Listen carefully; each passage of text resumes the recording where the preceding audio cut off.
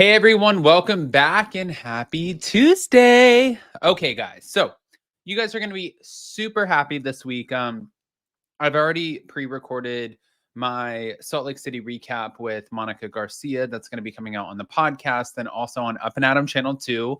I did another one for Up and Adam channel 1 with Ashley from Taste of Reality. And then we have another Hot Messy or 2 coming out this week. So, it's going to be a big week, especially with all of this Vanderpump and OC drama. So that's exactly what we're back to talk about. Sorry, I was like, did I get heartburn or something? I don't know. I'm always a fucking mess. Anyways, guys, if you haven't already, go ahead, pop off in the comment section. If you're not subscribed, get subscribed. Don't forget to hit that notification bell. And with that, let's jump right in.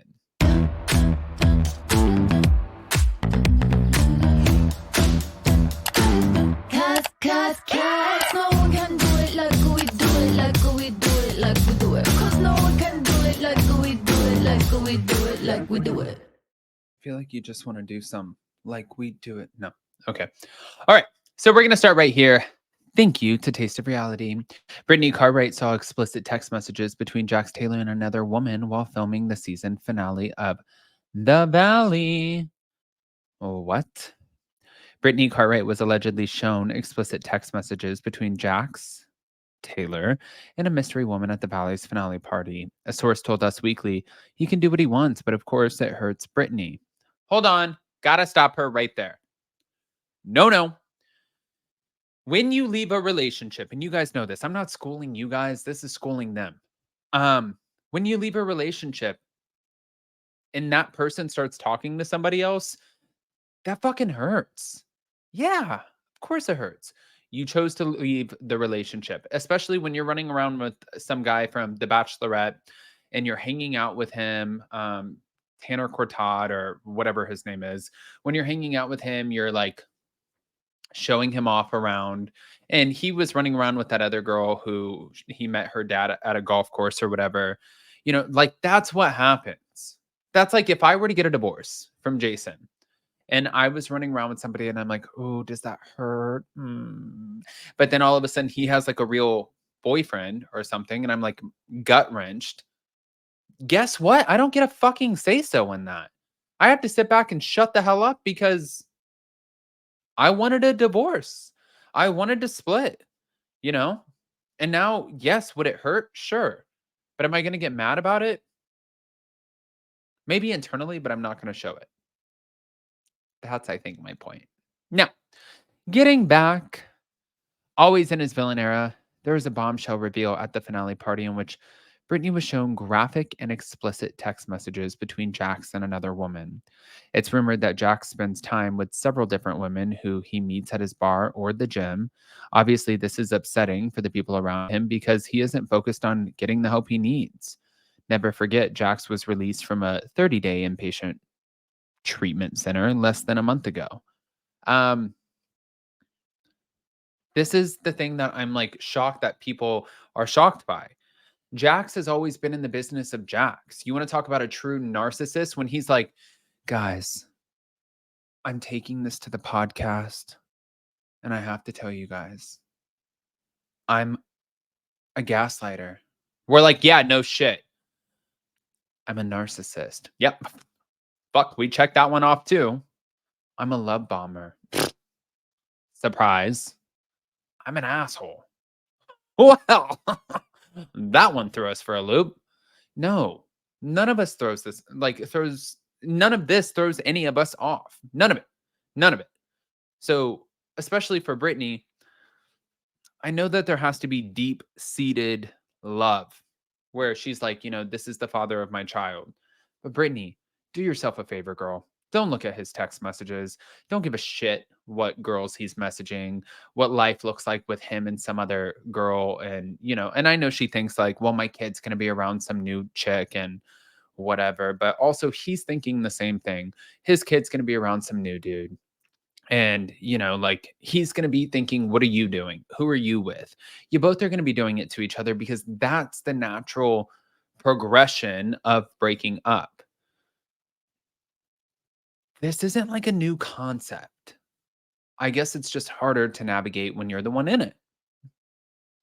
Speaking of harder to navigate, well, this relationship seems like it was probably one of the hardest to navigate. Thank you to Katie Janela and Heather Dubrow. And also Reality Blurb. Katie Janela is insisting that she has more receipts that prove Heather Dubrow called the paparazzi on herself and her husband, Dr. Terry Dubrow, amid rumors of marital turmoil in late 2022. After the 40-year-old Real Housewives of Orange County newbie attempted to prove that Heather had done so with a text from an unnamed friend who worked for a photo agency in mid-season 18, Katie said that while there is more to the story, she won't be sharing any additional receipts. There is more. That's what she said during the September 16th appearance on Page Six's virtual reality podcast. My husband, Matt, and I have been in media for 20 years. We've known this person, and he's in charge of a big company that controls the paparazzi. But on The Real Housewives of Orange County, after Katie questioned the person about whether Heather had called photographers, they responded with a text that said yes, which many felt wasn't enough to prove anything. But as rumors continue to swirl and questions remain, Katie confirmed that she was not going to share more of her and the unnamed person's text messages because she respects his job and respects his position. I wouldn't do that to him. I guess it's going to look like that's not a good enough receipt, but I'm going to be respectful to a friend, a dear friend.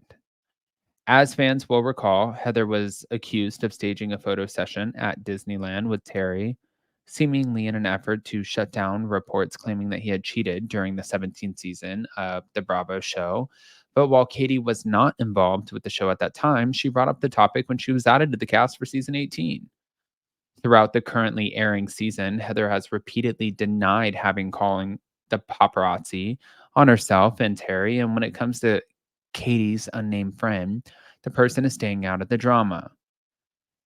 They kind of just disengage, but I do know that there's more. Now, after noting that she and Heather are no longer speaking, Katie suspected that semantics were at play in Heather's denial of her involvement with photographers. If you look back, I think it's semantics a lot. Heather said, I didn't call. I didn't call. Well, that doesn't mean your assistant or a friend didn't. It's pretty obvious, is what she's saying. Well, Katie, here's the thing. I think that Katie will be back next season. I think that she was a great addition, and I think that she did just enough, but she like got involved just enough, but then also stayed out of it just enough. I think she'll be back. But like coming in with the text message like that, it was weak as shit. It didn't involve you. It looked petty. It looked stupid. And I like Katie. I really, really do. Now over to Jax Taylor and Brittany Cartwright and this text message craze. Brittany, you don't really have a right after filing for divorce to have a say in anything that he's texting. If my husband divorced me and I was ready to move on and I started talking to somebody and we're texting back and forth and we're saying nasty things to each other or whatever, that's my business. I can do whatever I want. It doesn't include you. You divorced me or filed for divorce. That's just how it goes. So while trust me, I'm not defending Jax Taylor. I love Brittany Cartwright. It's just it's very like black and white in your face. But I want to hear what you guys think. Guys, pop off in the comment section, please. Don't forget that the Real Housewives of Salt Lake City are coming out this week. And I feel like I said it all. So we'll see you next time. Happy